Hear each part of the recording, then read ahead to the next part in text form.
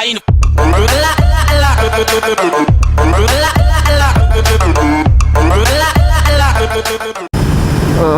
I wonder if this new sprocket of mine actually will allow me to get to 300 kilometers an hour. That'll be interesting to find out.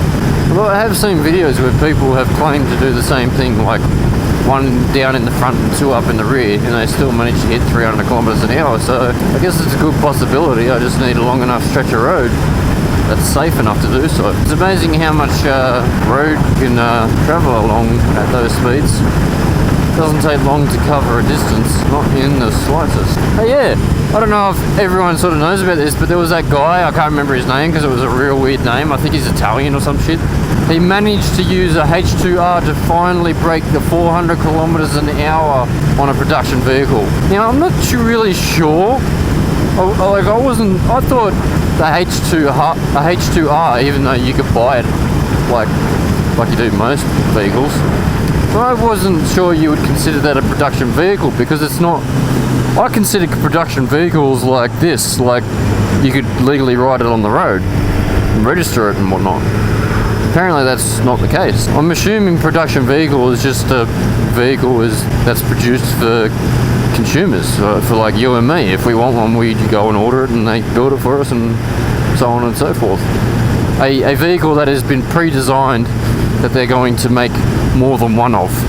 Well, that's what I'm assuming now, considering they've said that this H2R is a production vehicle. But I thought one of those criteria had to be that it was road registerable, which the H2R is not. It is racetrack only. Yeah, but they shut off this bridge, like one of those fucking suspension bridges. I don't know where exactly it was. They closed it off, and this guy has just fucking smashed his H2R down there and hit 400 kilometers an hour, and I think it was 23 seconds, which is freaking ridiculous.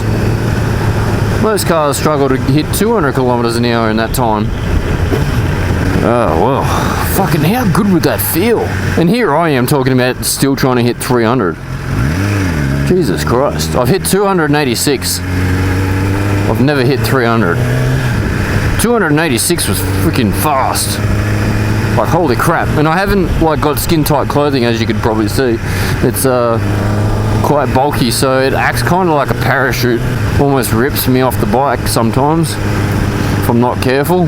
I have to sort of arch my back, so then that way no wind gets behind my jacket and tries to pull me back off the bike, which is different. Anyways, other bikers that don't mind a little bit of chilliness. Yeah, she looks like someone that would be pretty when she turns around. You see a lot of. You go to Sydney, holy fuck, there's a lot of Asians. It's like Spot the Aussie. Go to places like Cabramatta and it's like Asian City. But like a lot of, I don't have anything against Chinese people and that, but as an Aussie, as a Caucasian, I should say, because I can't really say as an Aussie because there's plenty of different nationalities that can claim they're Aussie. But as a Caucasian, I've never been overly fond of Asians, like in attractiveness and whatnot. Just mainly Chinese. Like I shouldn't say Asians, because Thai girls I find extremely attractive. It's just a personal preference. Each to their own, right? Thai girls, most Thai girls, holy fuck, they are just gorgeous, so long as they don't have a dick between their legs. Chinese girls, it's like they got great bodies, but fucking, they're like butterfaces. They turn around, and it's just like, whoa, going this way now. Nothing against Asians, like Asian guys would probably be like, fuck yeah, she's hot. But it's just not my thing. I mean, suffice to say, there are Chinese and Japanese women that are attractive, but there's just, I don't find many of them that attractive. Let me guess, they're closed. Are they open? Yeah, they're open. Fuck, I forgot it was the weekend.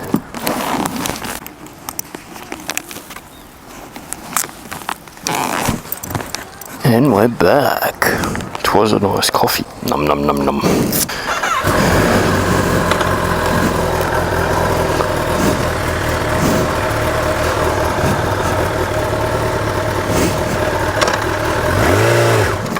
Ah, you slut.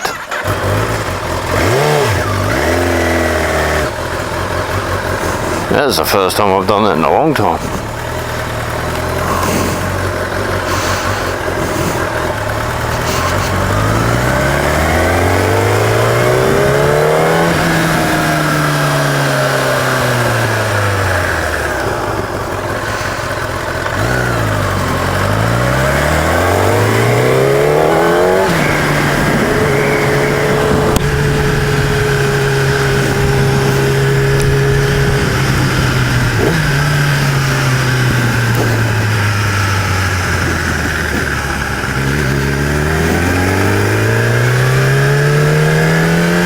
It's just such a clean sounding exhaust. I've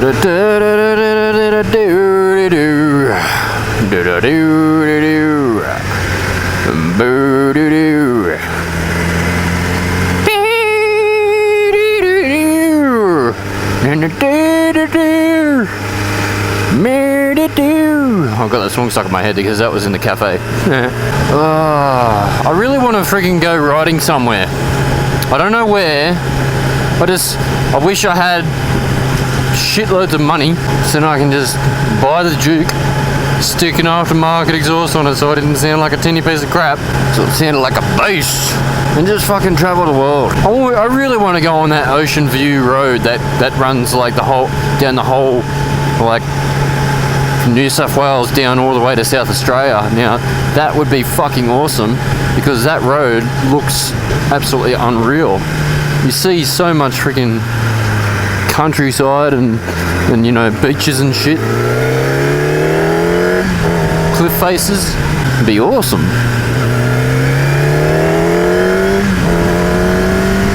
Well, I'll get there one of these days. It'd be nice to be able to, you know, win some money to bypass the time waiting period. Because I'd really love to enjoy things whilst I'm still young. It just doesn't happen that way. I've been working the majority of my, well, pretty much all of my time that I've left school.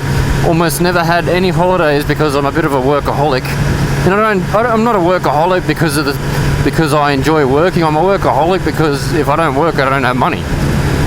So I've always worked multiple jobs. Even now I have a full-time job, but I do cash jobs on the side because it's just not enough money. There's not enough money in anything these days. It's just like, unless you're working like a big top-of-the-line job, CEO or some bullshit like that, the standard average person these days just doesn't earn that much. And everyone will be like, oh, but you earn a motorbike and a car. Well, yeah, because I have to somehow stay sane in my life whilst I'm doing shit stuff like every other time. You know, everyone's got their hobbies. Just my hobby just happens to be a lot more expensive than most. You know, everyone's an individual and likes different things, and different things cost differently. Fucking hell. I really know how to string words together. Let's just put it that way.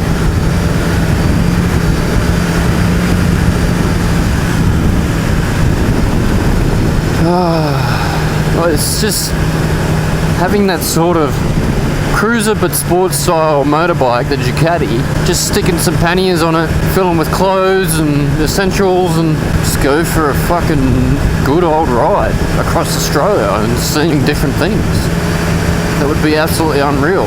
At the moment, I would choose to do that over travelling overseas, just because it's just something I know is going to take a lot more money to do anyway, to begin with.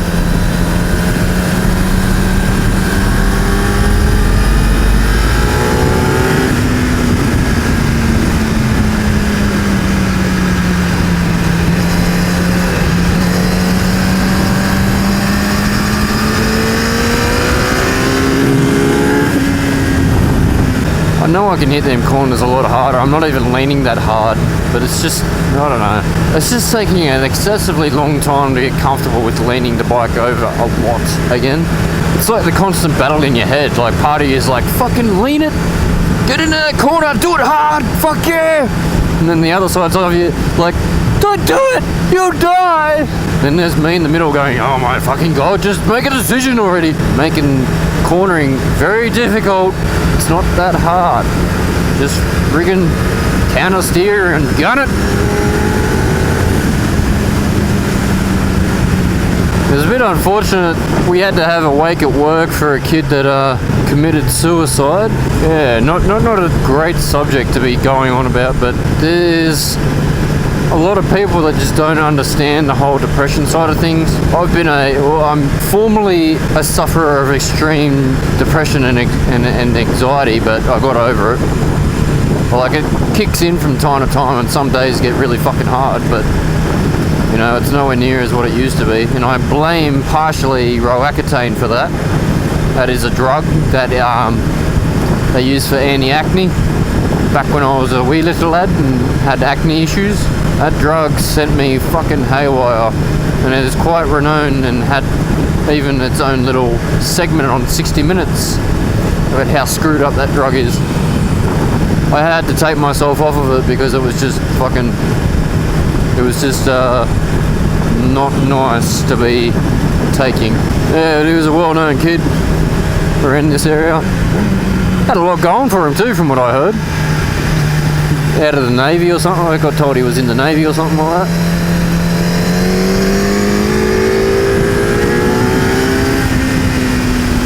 Come out of the Navy and was living with his dad.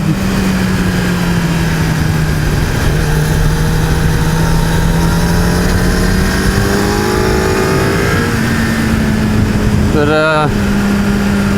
obviously he had some inner demons that no one knew about, and he decided to hang himself. So that's very unfortunate. This is another reason why I do the Black Dog Ride, which is a ride that raises money to help train, what do you call them? Fucking, I can't even think of the name of them now.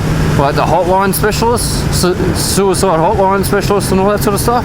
So to help with depression, because I've actually suffered depression, I know what it's like. It's sort of something that I try to do every year. I'm actually contemplating whether or not to do, you know, footwork type stuff to raise money for it. Maybe get sponsored by people to help raise money for it. Depression's really not a nice thing, and people that don't suffer it don't understand it. They think, oh, just get over it. Life's not that hard, but it's not that easy. It is a sickness. It is not a choice.